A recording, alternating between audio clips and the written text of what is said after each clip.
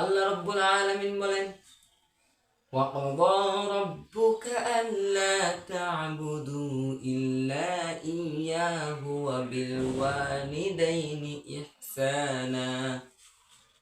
আল্লাহ রাব্বুল আলামিন বলেন, ওয়াকাদা রাব্বুকা, তুমি তোমার পিতা মাতার সঙ্গে সৎ ব্যবহার করো।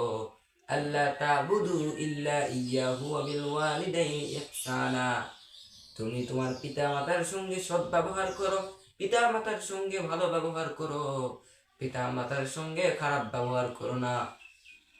পিতা মাতাকে তুমি ধমক দেও না। আল্লাহ রাব্বুল আলামিন বলেন, পিতা মাতাকে তুমি ধমক দিও না। কিন্তু আমরা হতভাগা মুসলমান, আজ এই সমাজে এমন কিছু ছেলে আছে, এই সমাজে এমন কিছু ছেলে আছে যারা তার মাকে বইয়ের জন্য তার মাকে লাথি মারে, ঠিক না?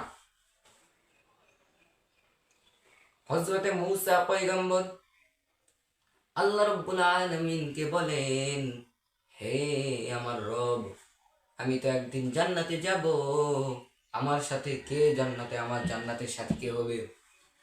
আল্লাহ রাব্বুল আলামিন বলেন, তোমার জান্নাতের সাথী হবে একজন কাঠুরে, তোমার জান্নাতের সাথী হবে একজন কসাই।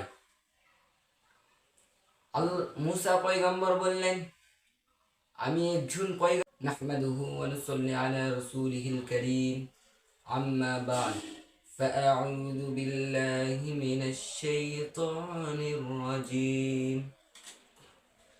بسم الله الرحمن الرحيم.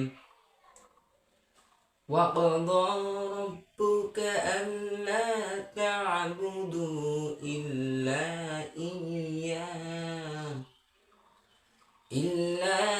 إياه وبالوالدين إحسانا.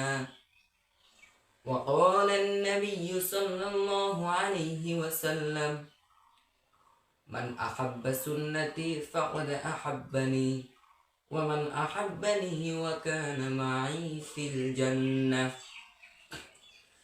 إن الله وملائكته يصلون على النبي، يا أيها الذين آمنوا صلوا عليه وسلموا تسليما. اللهم صل على محمد وعلى آل محمد كما صليت على إبراهيم وعلى آل إبراهيم إنك حميد مجيد. সাদাকাল্লাহুল আযীম। সমস্ত প্রশংসা সেই মহান রব্বুল আলামিনের জন্য, যেই মহান রব্বুল আলামিন আজকে আমাকে আপনাকে এই সুন্দর একটি পরিবেশে জান্নাতের বাগানে আসার এবং বসার তৌফিক দান করলে, সেই রবের প্রতি সকলে, সেই রবের শিখানো ভাষায় সকলে করি আলহামদুলিল্লাহ।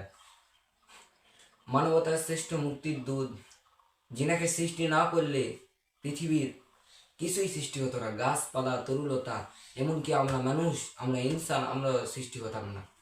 সেই রসুলের প্রতি সকলে দরুদ পড়ি সাল্লাল্লাহু আলাইহি ওয়াসাল্লাম। আমি পবিত্র কুরআন মাজিদের 15 পারার সূরাতুল বানী ইসরাঈলের একটি আয়াত তেলাওয়াত করছি।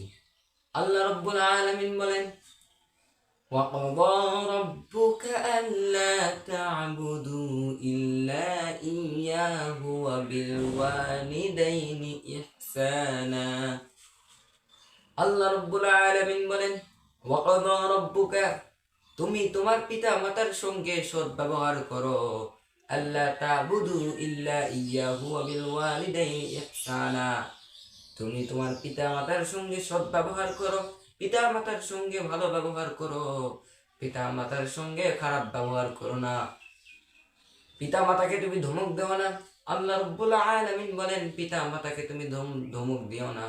কিন্তু আমরা হতভাগা মুসলমান, আজ এই সমাজে এমন কিছু ছেলে আছে, এই সমাজে এমন কিছু ছেলে আছে যারা তার মাকে বইয়ের জন্য তার মাকে লাথি মারে, ঠিক না? হযরতে মূসা পয়গম্বর আল্লাহ রব্বুল আলামিনকে বলেন, হে আমার রব, আমি তো একদিন জান্নাতে যাব, আমার সাথে কে জান্নাতে, আমার জান্নাতের সাথে কে হবে? আল্লাহ রব্বুল আলামিন বলেন, তোমার জান্নাতের সাথী হবে একজন কাঠুরে, তোমার জান্নাতের সাথী হবে একজন কসাই। মুসা পয়গম্বর বললেন, আমি একজন পয়গম্বর, আমি একজন নবী, আমার সাথে কিভাবে কসাইয়ের জান্নাত হবে? তার কি এমন আমল আছে? আল্লাহ রব্বুল আলামিন বলল, হে আমার নবী, তুমি গিয়ে দেখো সেই বান্দার কি আমল আছে। মুসা পয়গম্বর যখন মিশরের সেই বাজারে গিয়ে দেখলেন একটি কসাই গোস্ত বিক্রি করছে। কসাইয়ের গায়ে সুন্নতি লেবাস, তার গায়ে জুব্বা, সুন্নতি টুপি, সুন্নতি লেবাস পরে আছে। মুসা পয়গম্বর তখন দূর থেকে দেখলেন কসাইটি মাংস বিক্রি করছে। তারপরে একজন ব্যক্তি আসেন, এসে বললেন, আমার কিছু গোস্ত লাগবে, আমার কিছু মাংস লাগবে। যখন কসাইয়ের কাছে কোনো মাংস নেই, সামান্য একটু মাংস আছে, সেই মাংসটি তিনি তার সুন্নতির রুমালে বাঁধিয়ে নিয়েছেন। তখন সেই ব্যক্তি বললেন, হে কসাই, তুমি আমাকে এই গোস্তটি দাও, তোমার কত টাকা লাগবে আমি দিব। কসাই যখন বললেন, এই মিশরের যত টাকা আছে, মিশরের যত সম্পত্তি আছে, সব এই পুরা মিশর দিলেও আমি এই গোস্ত দিব না।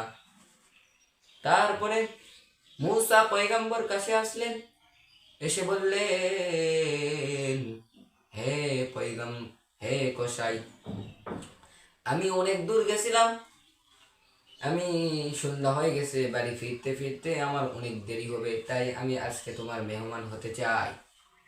কসাই তখন বললেন, মেহমান হবেন তো ভালো কথা, আমার সাথে সাথে আসেন। কসাই যখন সবটুকু প্যাকেট করে তার হাতে নিয়ে যখন কসাই যেতে লাগলেন, পিছনে পিছনে মূসা পয়গম্বর গেলেন।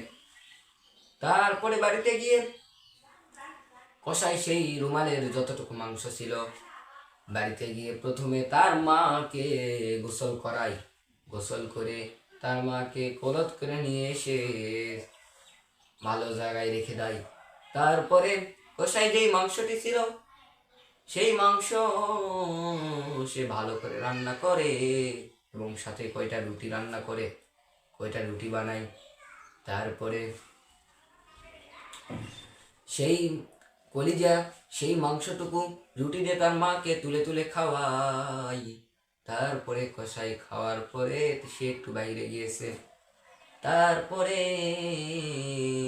ওই কসাইয়ের মা মোনাজাত ধরে আল্লাহ রাব্বুল আলামিনকে বলেন, হে আমার রব, আমার ছেলে আমার এত খেদমত করে, আমার ছেলে আমার এত দায়িত্ব পালন করে, তুমি আমাদের পয়গম্বর মুসা আলাইহিস সালামের সাথে তার জান্নাত, মুসা আলাইহিস সালামের সাথে সে যেন জান্নাতে যেতে পারে, তুমি কবুল করো।